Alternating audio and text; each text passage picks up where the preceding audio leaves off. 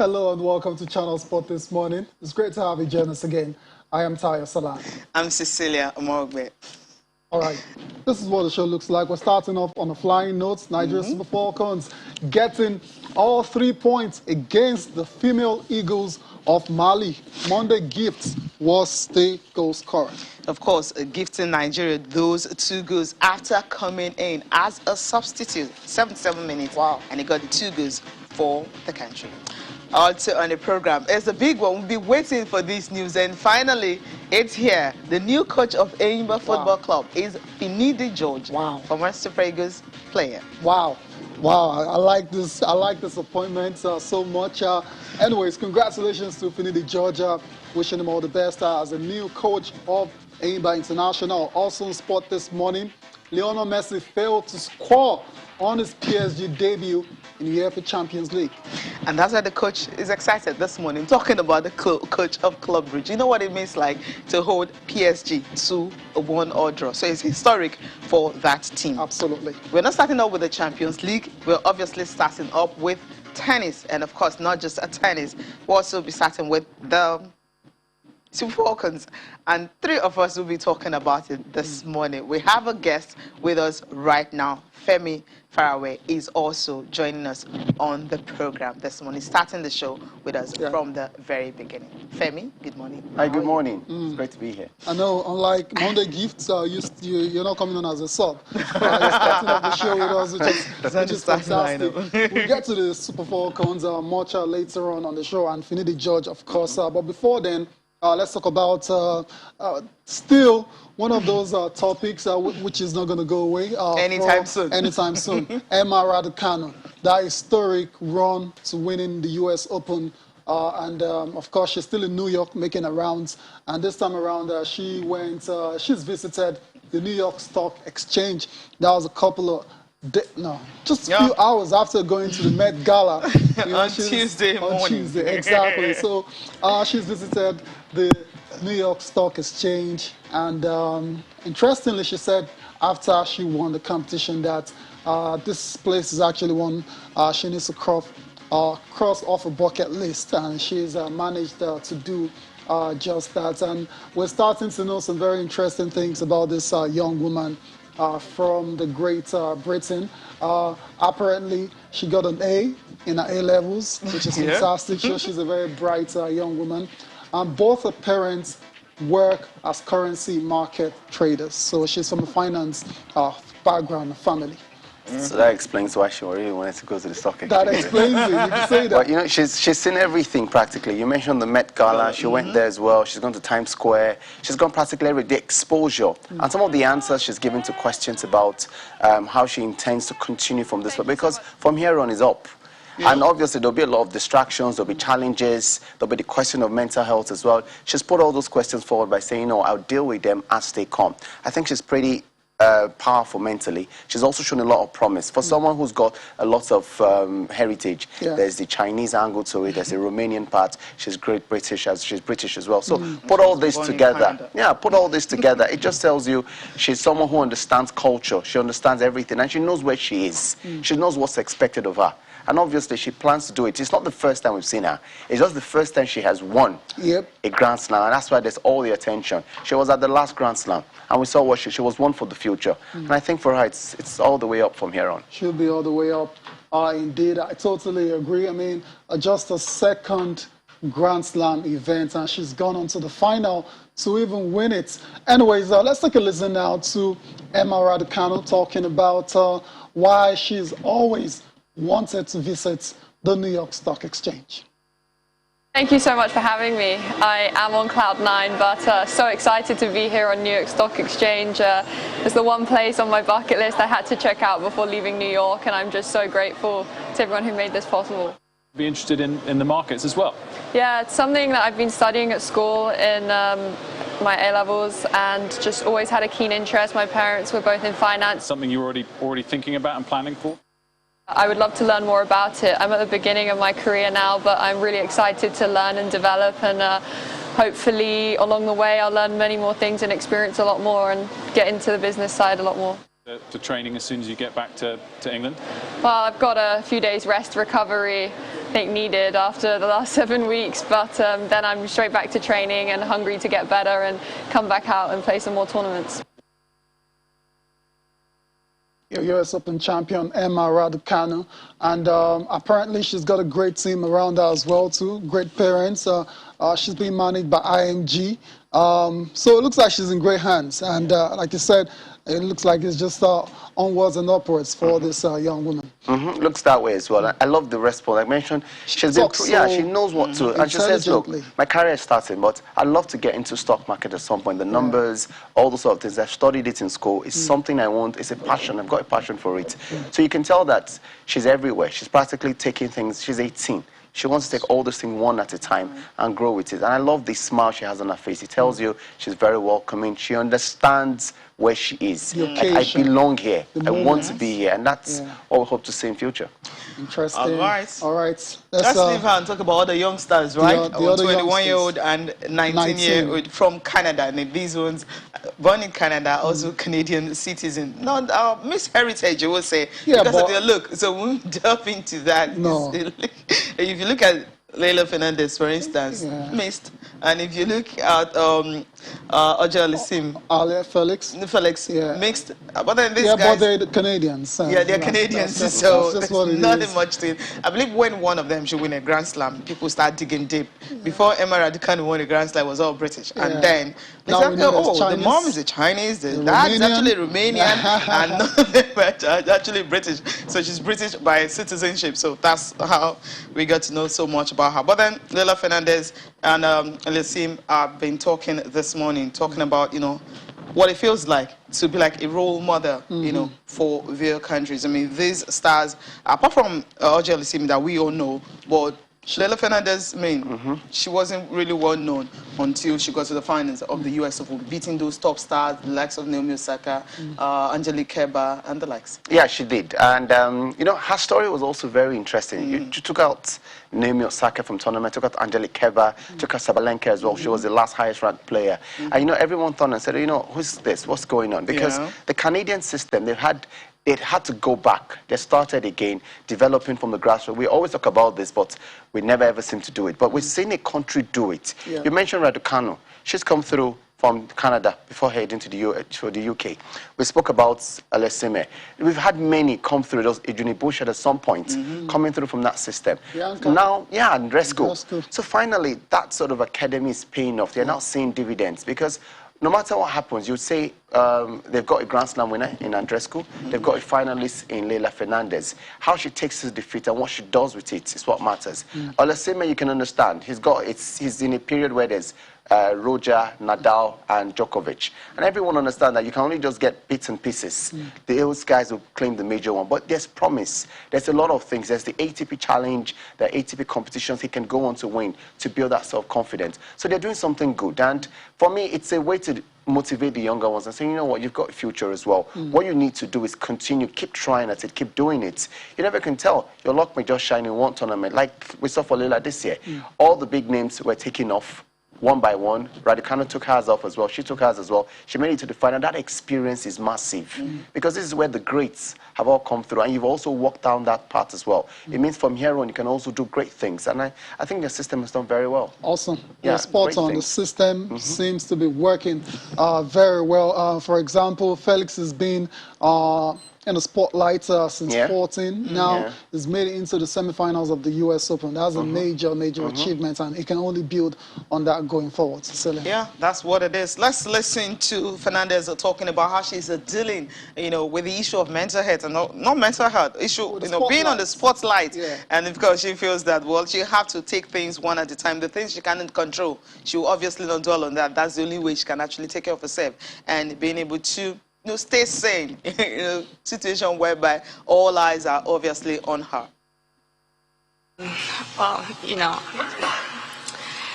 it's a very complicated and very difficult topic to talk about because, everyone is different.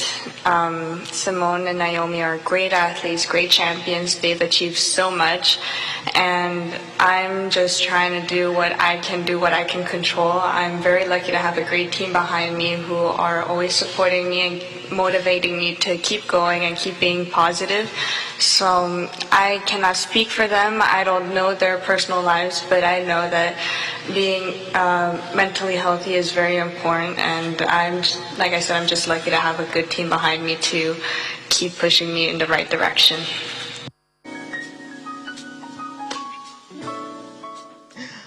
All right, that's her, talking about, facing the spotlight and how she's dealing with it, especially having a good team behind her. Now, let's listen to the other young star, Alisim, talking about encouraging younger kids to play tennis in Canada.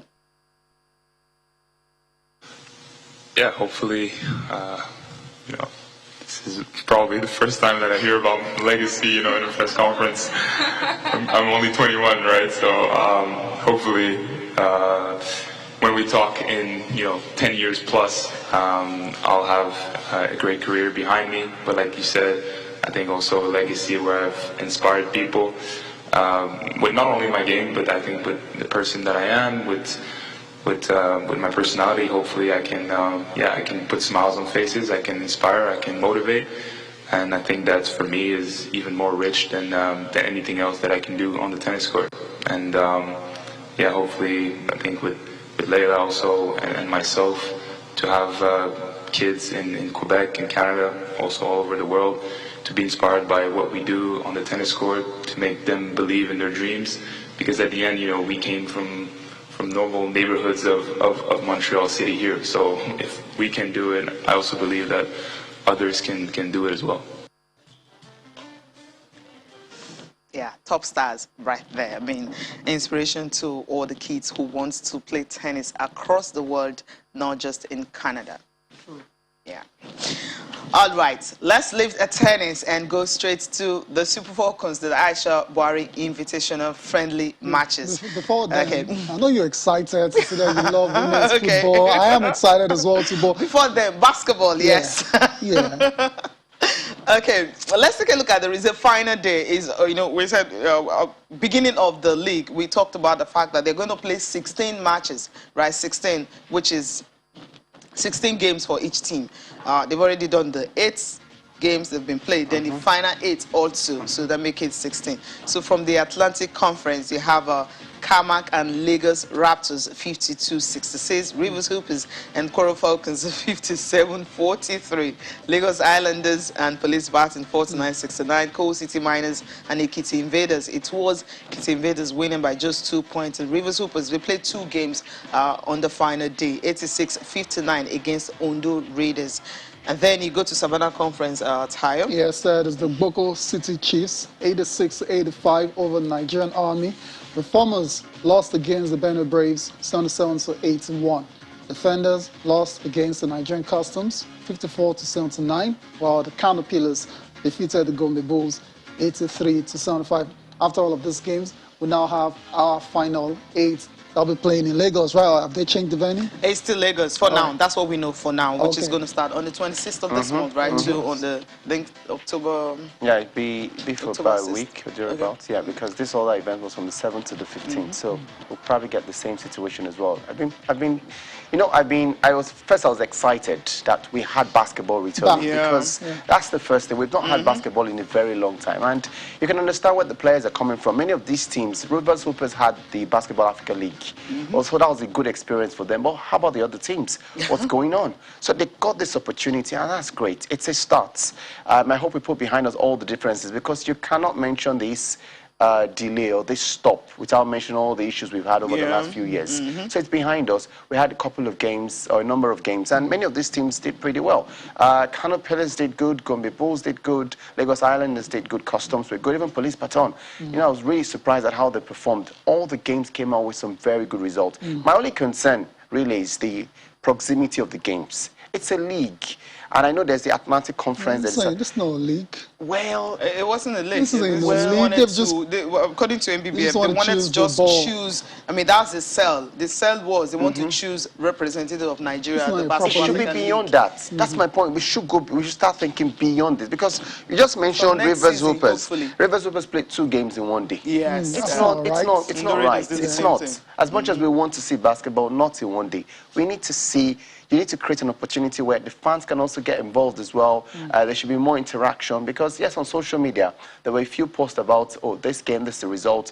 We need to connect. The fans must connect with the players, with the teams. Who is in charge of this team? Because we went to Bal, for example, and it was almost a different team for Rivers Hoopers. Yes, they were able to sign players because of the funds that came through, but a lot of the fans couldn't really connect. This is one of the opportunities to know who and who is playing in which team. I know this person performed so well, maybe clips. Because I didn't also get the opportunity to see some of the clips on social media, and I went through their Instagram posts as well, where they updated us regularly on results, but not on the clips of the games, Which is very important, which is actually the most Even the coaches, what the coaches are saying, how did you set your team up to win? How did you set your team up, and what happened? Why did they lose it? All this little information, and what gives the young person at home that's, oh, okay, so this is how they do it. The young coach at home, okay, this is how I prepare my team. Because you never can tell who you inspire by just one post. That's right.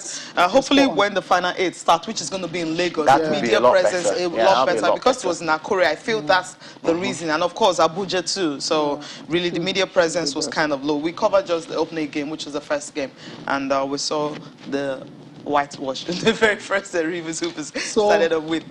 Yeah, so it's the final 8 sets. Rivers Hoopers, Kwara Falcons, Lagos Islanders, Police Baton, Kano Pillars, Gombe Bulls, Niger Customs, and Benue Braves. And just seeing all these names, you're thinking it's going to be Hoopers versus the rest. Hoopers and Islanders, I think. Islanders, no chance. Yeah. Highlanders, no chance. I'm using, maybe because of their Lagos attachment. Not Lagos attachment, because of the name. How this is not the Islanders we knew growing up. Didn't you see the results? It's still the Lagos Islanders, right? And they made it to the final 8. So Kwara Falcons can. I'm looking, maybe Canopilas and Rivers Hoopers now might you're play talking. final. Now you're talking. I get what you're saying. Gombe Bulls also, they're still there. There you go. Let's see. We'll see. Fingers crossed. So it's going to start on the 26th in Lagos till 2nd in October. Okay. That's what it's saying. That's what MBBF is saying right now. I don't know if it's going to change, but then for now, we know it's going to be in Lagos from 26th to 2nd of October. So we're looking forward to that. Hopefully it doesn't change. Okay. Now time to talk about the one I was eager to talk about, right, Taya? The Aisha Buhari's invitation-friendly matches. And of course, Super Falcons, as usual, started on a very good note, beating Mali by 2-0. First half ended goalless, and we're all waiting to see what's going to happen next. But somehow, gifts came on, and of course, everyone had to smile. It was a good performance in terms of the results. The opening ceremony was good. COVID protocols were all followed. We had FIFA president in attendance, CAF president was there. The governor of Lagos State was also right there as well to watch. But for the football itself, we've got a new manager, so it's a new process for us. And I always know that, in my opinion, you give a manager an opportunity to test his team, get his team ready. We've not had qualifiers, in quotes, for Randy Waldron to tinker the side. So maybe we haven't seen him in that sort of level. But this one, the Malians were right there. They were physical. They pushed the Nigerian team. The first goal did not come on until the 80-something minutes. That tells you how dogged they were. They stayed through against Nigeria. Now, my observation as well will be that the manager that's Randy Waldron. He needs to learn a few things about the strength of the Nigerian team. Now, the goal came through from the left side. We've had many attacks from that left side, including Raducanu, who came on. There was no finishing up was hard because the midfield wasn't there. But Assisat comes to the left. And then one cross, Gift Monday, that was it. And the second one was a loop also from her, from the midfield, and Monday Gift was there too. It was there. So there's this understanding. And I know the coach has spoken about Monday Gift over time. The last internationals in the USA, he says what she's done in training, she's applied herself in training, she's impressed him generally. And we're seeing the results. Hopefully, she'll probably get a big move as well. And go we proudly overseas. say that she's from FC Robo. Yeah, she's she still, is. of course, she's the face of Nigerian Women's Football League, and that's why everyone's actually excited. It was a good performance for Team Nigeria. Yes, I feel that defensively, Nigeria was solid. The team played solid. The goalkeeper was also good as well. Our concern would just be converting our chances, because as much as we create those opportunities, if we don't finish them off, when we get to the qualifiers and to the world stage, we'll struggle. Now, I do know as well that some of the players the coach invited in previous times, those foreign players were not there. So yes, you can understand that there's still a building process. But I was excited. I was really thrilled. It was a good game to see. Nigeria had a good match because it's the Falcons. On paper, normally they will roll over the next team. I mean, Mali. When did Mali start becoming? No, because when did Mali start? I mean, when this when the friendly. Okay, let's go on a break. We'll come back and then start listening to the reactions. post-match thoughts of the coaches and the players as well. Join us again.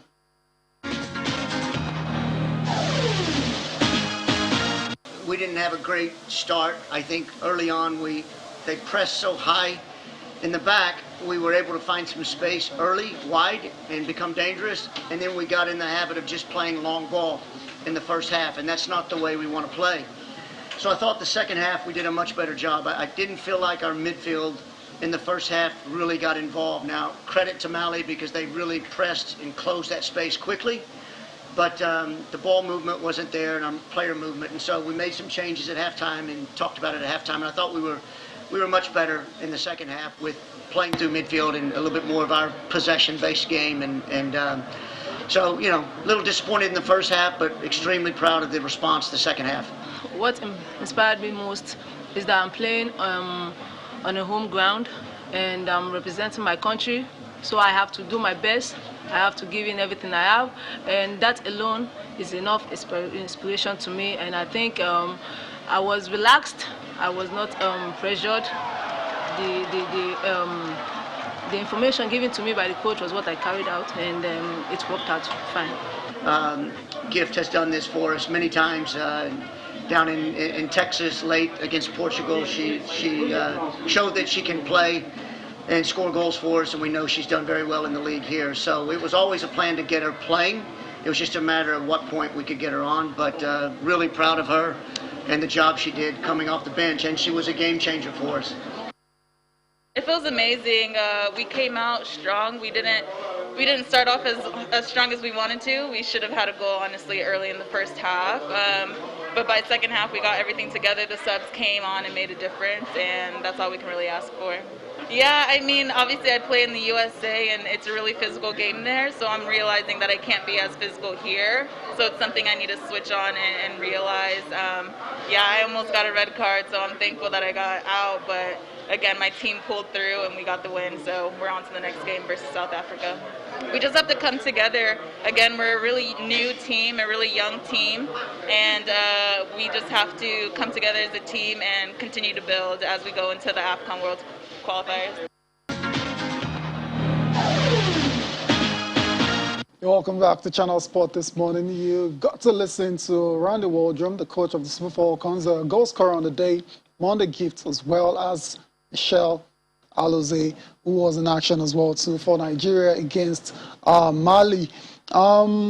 Guys, we play South Africa next. We know the rivalry. South Africa in recent years have managed to close the gap.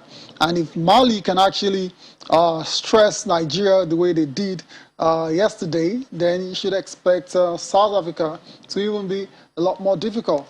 Yeah, I totally agree. That's next week, Tuesday, 2 p.m.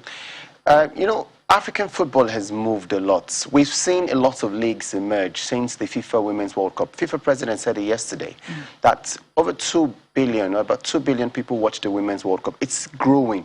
And the way it's growing, you will not sit back and let every other person go past you, because there's a lot of money FIFA is putting in terms of development, in growing the sport. South Africa now has a domestic league. And also everyone knows that this is an opportunity. You have to close the gap Nigeria has built all those years. And that's why Nigeria also has to stay ahead of the others in terms of planning, preparations, infrastructure. We mentioned the Women's League last season. Well, it's great. It was good. We had a few talents, which Gift Mondays just one of those players who came through. We've got players everywhere around the world. But Nigeria needs to understand as well that we can't just roll over teams like we used to before. South Africa also have got a good manager, Desiree Elliott. She's put in a great team. They've had the experience of the World Cup. They've had the experience of the Olympic Games. They've had the experience of quite a number of events. So they've challenged Nigeria for the title as well. That tells you that it'll be a very difficult one. And they all know that this is a preparation for the qualifiers, which comes up later this year. And that's great. It's going to be a battle from start to finish. There'll be more games from today, tomorrow, I think Sunday, Monday. So you know that everyone knows what's at stake. And from all the sound bites I've listened to, all the videos I've seen, it just tells you that everyone is up for the challenge. Yeah. That's what it is. That's and today's game will obviously be between Cameroon and Morocco, and 4 p.m. is also the time, same venue. That's the Oniko where our newly refurbished, right? Mobola G. Johnson Arena. That's what it goes by these days. So that's it from the Aisha Baraka for today. You can join us tomorrow for all of the updates coming from the other matches. Let's get on with the show now. Still talking football, and let's talk about Finidi George, the former Super Eagles winger who's now been unveiled officially as a coach of Enyimba, replacing Fatai Osho, who led the team last season. This is a very exciting appointment for a lot of people, a lot of football followers, especially those that grew up on the golden generation of the Super Eagles. Finidi George coming back home to take a job, to take a role as a coach of Enyimba, the People's Elephants. You know, the story came forward as well, and we were all excited because he played, 62 times for the national team. He's arguably one of the best wingers in African football. He's coached in Spain. He's coached in quite a number of places. So we're all looking forward to what he had to offer as well. And we were certainly very pleased when we saw the fact that they had an agreement. What does he bring to the side? He brings in experience. He brings that exposure. He's been outside Nigeria. He's seen how it's done. And some people say he doesn't have that sort of experience in terms of Nigerian football. I think first things first, you see Finidi walking through the dressing room, that you already know an African legend is walking in. There's that respect starting off. What he knows comes into play before we now get to the field of play itself, where the players will need to translate his tactics. I don't think any manager is bad. I think it's how your players interpret the instructions you've given to them and how they convert it on the field of play. Now, I also know as well that Esperance signed Raducanu as a new coach. He's also not had any experience on the African continent. So we're seeing a trend where those players who don the jerseys of their national team or club football, who are legends and co, they bring that sort of respect. They bring that new face. It's a younger face. It's different. And I think it's good for Enyimba because Enyimba's had their issues with Fatai Osho in terms of the results, where they want to be, where they currently are. You brought someone who's a different idea. It's a different thing completely. We all don't know how it will go. I'm hoping for the best because I think it has to be the best. They've got the Confederation Cup game. That will be his first challenge. Enyimba's got one of the biggest pool in Nigerian football in signing players, getting a great squad. I love everything coming out from the fans, the chairman. There's a lot of support. They need to continue this. Give him a few seasons. He signed a 2-year contract. I'm hoping that he will finish his 2 years. Hopefully. I'm hoping he'll finish his 2 years. Hopefully the Nigerian factor doesn't come, become a thorn in his flesh. Let's put it that way. Bada Kitsune Johnson is also ready to join us. Bada, good morning. It's great to have you on the show. Morning, Tayo. Morning, Cecilia. Morning to the viewers as well. It was a pleasure to be here. Right. Straight away, what do you think or what do you make of the appointment of Finidi George as a coach of Enyimba? Fantastic. He's a thoroughbred. He stayed very connected with particularly Real Betis Balompié, the club that he represented in Spain. When I say he's a thoroughbred, I mean a man who is an apostle of fundamental developmental football, taking his time to sort of learn the ropes in a very structured environment, in an environment where there's a lot of emphasis on youth development. And that's what you need, a manager with a view to develop people, to develop talent, to spot talent. Yes, there's always the pressure to win trophies, to do well. Enyimba is a big side, traditionally competitive team with huge expectations surrounding the reputation they built over time. But I think he can manage that. Managers like himself are not under any kind of pressure to commit themselves to unrealistic KPIs. So I imagine that whatever they want to achieve long term, he would have set, you know, the roadmap in place in a way that they can grow organically into it. So, and again, just from the standpoint of seeing a young manager who's represented us, who's made us proud in the past, who's sort of switched gears into the next level for his coaching career now. We all want to see him do well. That's a fact. You want people who have been prepared to be given the opportunity. And I think that when you talk about preparation and, you know, getting ready for a transition, I don't know many people out there better than George Finidi. Spot on. Anyways, George Finidi has had a few things to say since taking that job officially as coach of Enyimba. He says, I have to say, it's a great opportunity for the club to have this confidence in me. As George Finidi talking, I want to thank the chairman, the members of the board, and the supporters for even thinking about me. On my part, I will be here to work and do the job. It's never going to be easy, but I'm here to work and make the team win. Interesting. And the chairman has also been talking, right? Okay, that's Phyllis Ayonsi-Agu. He's been talking about the fact that this is a testament that they've been doing so much behind the scene. So he says, I believe that the time has come for us as a club to open up a new chapter, a chapter that will showcase the many hard work that has been going on behind the scene and usher in lots of success. For us to have engaged a coach like Finidi George, who is coming from Europe, is a clear statement of intent about our aspirations. I hope that they're going to give him time that he needs. It's the first time of him coming to coach a Nigerian league side, so it's going to be a whole lot of cultural change from coaching in Spain, Real Mallorca and Ipswich. I know that, okay, where he was, and then coming straight to the Nigerian Professional Football League when we know how tough it can be, where the fittest actually survive. Let's not forget, guys. Yeah. Yeah, I was going to say, let's not forget, this guy cut his teeth playing for Nigeria, Rovers, I think. Exactly. Calabar Rovers. Was playing for Rovers. So he's not some guy who grew up abroad. He's not familiar with the nuances. It's different. Playing and coaching is different. Yeah, I get that. But, you know, he's not unaware of the nuances of the domestic game. That's the point I make. So not some guy who, I mean, it's easy to read Felix Ayansi's statements and think, oh, he came from Europe, to mean, oh, he grew up in Europe and he's probably just only used to get work in an ideal scenario. This man is our man, and I'm backing him to succeed. Hopefully that's the case. He's going to make his debut against Senegalese side, Gambas FC. That's in the CAF Confederation Cup first round clash. Hopefully he can start on a winning note. That'll be very, very good for Finidi George. Let's get on with the show now and go to the UEFA Champions League. Give you all of the results, first of all, before we get our thoughts of our analyst on the show. That's Femi and Bada. Let's give you the results starting from Group A, where Club Brugge interestingly held PSG to a 1-all draw.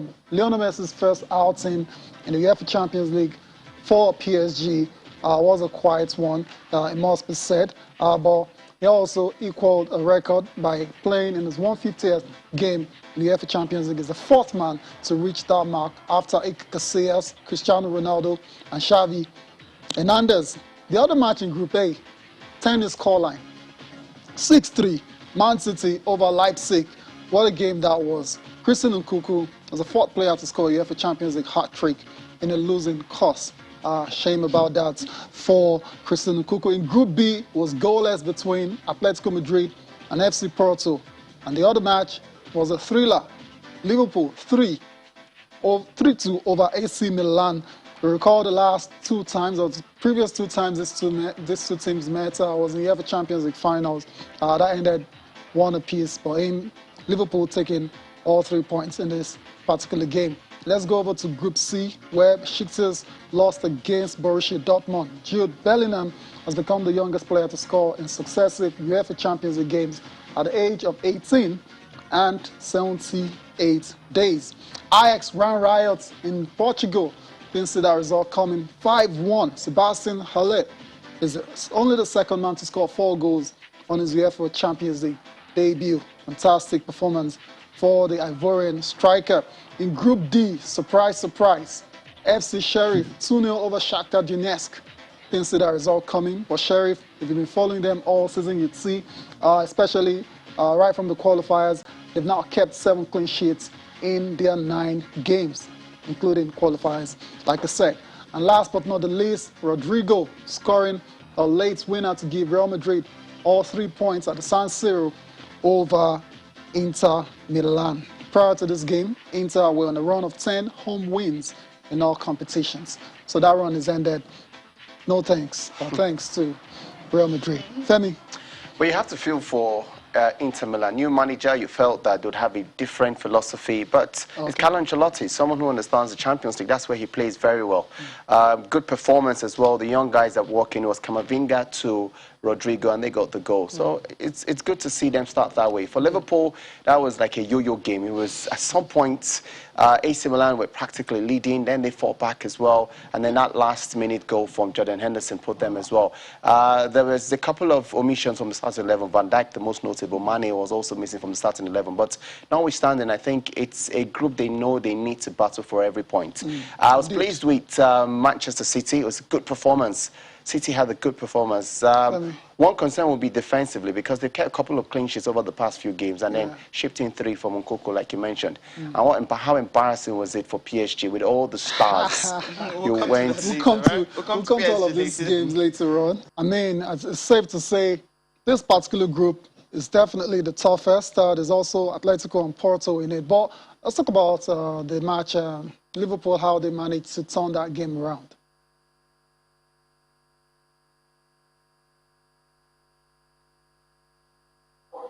Sorry, I lost you for a few seconds there, but Liverpool-Milan, as we already established, a barnstormer of a game. The two teams with an overabundance of attacking talent. And it's so surprising it produced 5 goals, but you would have looked at the halftime score and felt like, AC Milan were probably going to be able to pull that upset. But such character Liverpool has shown over and over again, and it was on full display yesterday. Even though, some key players didn't start, but the depth and quality, the midfield of Liverpool was always the difference. And I've got to say, Milan surprised me because they really didn't kick into gear in the later parts of last season. It started the season well, obviously, they were top of Serie A for some time. But in Brahim Diaz, who used to play for Manchester City, I think that they've unearthed a gem there. He sort of, stood toe-to-toe with the Fabinhos of this world, all the Hendersons, and, sort of stood his own. And it was an engaging watch, if you ask me. And I thought Liverpool deserved it. They just edged it because of the superior quality they've got in the attacking areas. And the X factor is back. The fans at Anfield, they struggled without them last season. Lost successive league games, unprecedented losses, it must be said. But they're back. They're the 12th man, and they always prove key on such amazing Champions League nights. It's a club that is steeped in Champions League history, and they showed it once again yesterday. I thought they were full value for the 3 points, but Ty, if there's something I really wanted to speak on so badly, it is the game PSG versus Brugge. Club Brugge yesterday, I thought, showed to us that with desire, with a clear game plan, it doesn't matter how star-studded the other team is, you always have a chance. And it's easy to look at the scoreline and feel like, PSG didn't show up, PSG didn't turn up, but that's not true. PSG had spells in which they dominated, but there's a guy who goes by the name Lang, who used to play for Ajax Amsterdam, who was wearing number 10 yesterday, who was more Neymar than Neymar himself. That guy is a gem. You've got to look out for him. He's going to be a big star. He's so comfortable on the ball. He's got a bag of tricks. He's just pouring with so much quality. He glides past people as though they're not there, creates chances. He was a joy to watch. And I thought Club Brugge were one of the, in terms of performances, we thought young boys did well against Manchester United. You should watch this game again. The tacticals, the setup, the formation, the understanding that these guys showed. No wonder they win the Belgian league, with their eyes closed. They're so good. They're such a well-drilled team. Defensively, they're very organized, very difficult to break down, as Messi, Neymar, and Mbappe found out yesterday. Yeah, I mean, it took Herrera, Andre Herrera to get PSG's only goal, because the front three just couldn't get going. And I thought criminally again. The big question was always going to be how Pochettino would fit these superstars into a functional unit that excites, because you don't want a team that just grinds out results or that is workmanlike. You want a PSG team, complete with all of those superstars, to be able to excite, to be able to bust teams and score a lot of goals.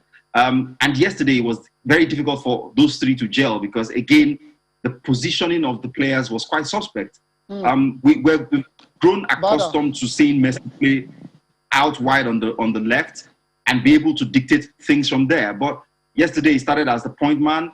Mbappe was out in the position where he should have been, and they didn't correct that until the second half, by which time Club Brugge had taken so much confidence and they were going toe-to-toe, and I mean, it even looked like they were going to win the game. That, for me, was the most startling thing I saw in all the games yesterday.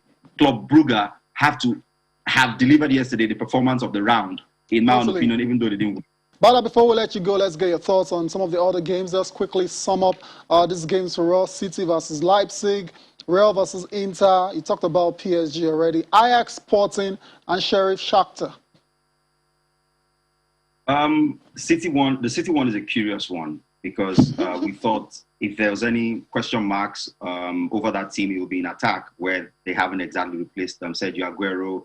And in the earlier games this season, Pep Guardiola was playing Gabriel Jesus more on the right side of midfield.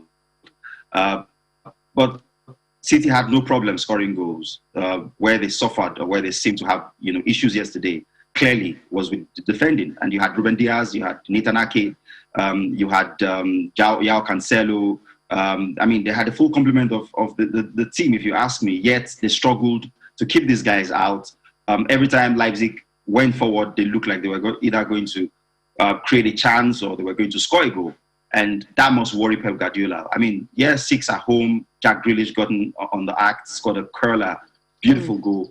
But you've got to ask yourself, if Leipzig can breach City 3 times at home, is that City, solid enough to mount a challenge that takes them one better than they did last season? It's still early days, yes, but you don't expect City to be conceding 3 goals at home against Leipzig. But overall, it was a very exciting game. Obviously, it had to be 9 goals in one game. But Pep Guardiola has to be scratching his head and wondering what went wrong with them from on the defensive side last night. The Inter Madrid game, not surprising for me. Obviously, I think that the soul of Inter's success last season has been taken out.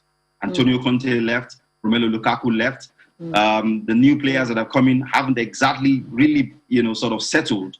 And when you play top quality opposition with a know-how for these European nights like Real Madrid, you've got to be at your optimal best, and they were not. They didn't create not enough chances. They didn't trouble Real enough. I can't remember Thibaut Courtois making, difficult saves on the night. And you would have thought, maybe a draw would have been a more fair reflection of how things went, because Real Madrid themselves were not really, really dominant.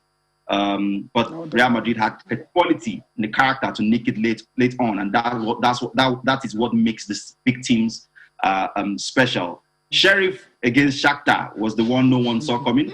That Sheriff team,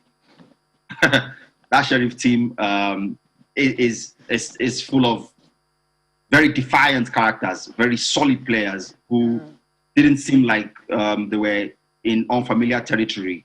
Shakhtar obviously are always in this competition, and you would have expected them to be the better team on the night. But Sheriff didn't steal those 2 goals. They didn't score them on the breakaway. They actually did play well overall and deserved, the 3 points. So I thought, with those number of goals scored on a single night, the Champions League yet again didn't fail to deliver in terms of entertainment quality and excitement value. I had a lot of fun, and it was, as usual, so difficult to keep up with multiple games happening at the same time.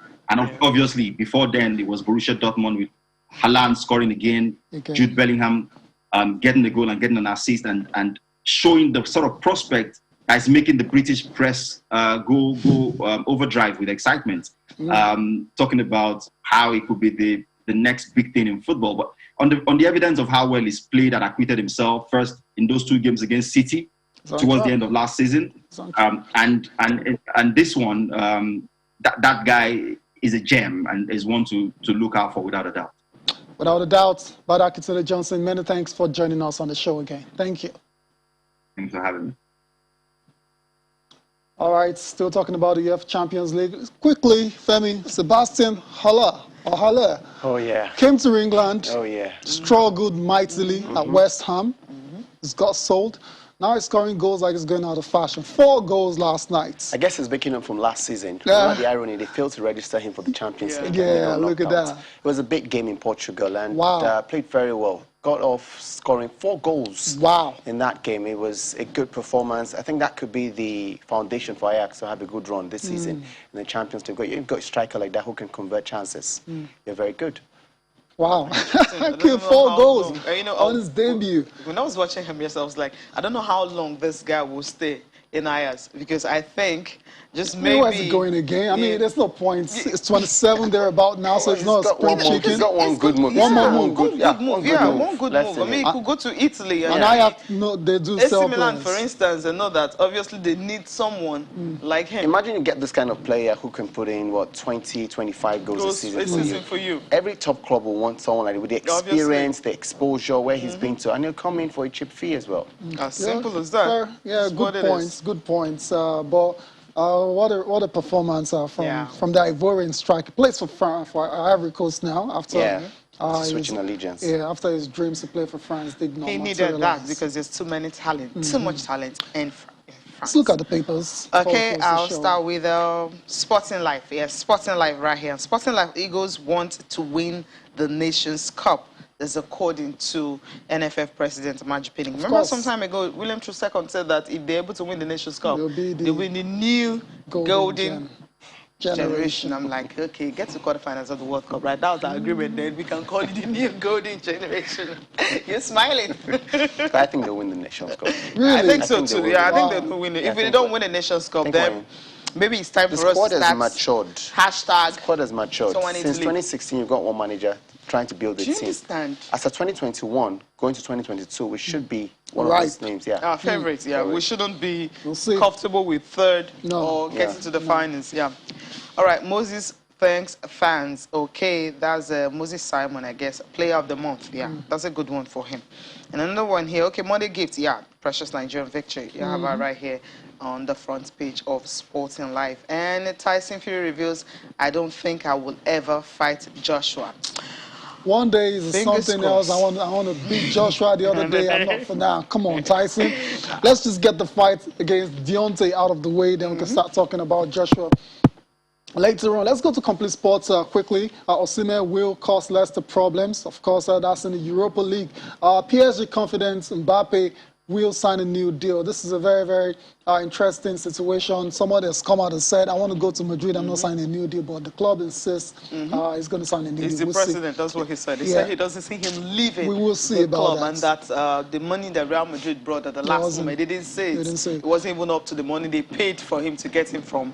So they'll rather lose him on the free, or they'll force him to sign a new deal? They'll force him to sign a new deal. Oh, really? They'll put a gun to his head. The injury he suffered last night wasn't so much the ankle, because immediately he left, there was something. I'm like, okay, Pochettino, what are you doing? What are you going to do next? Anyways, so we'll see how that pans out. And there's also the story on Finidi George talking about his appointment as the new coach of Enyimba. I'm here to make Enyimba win.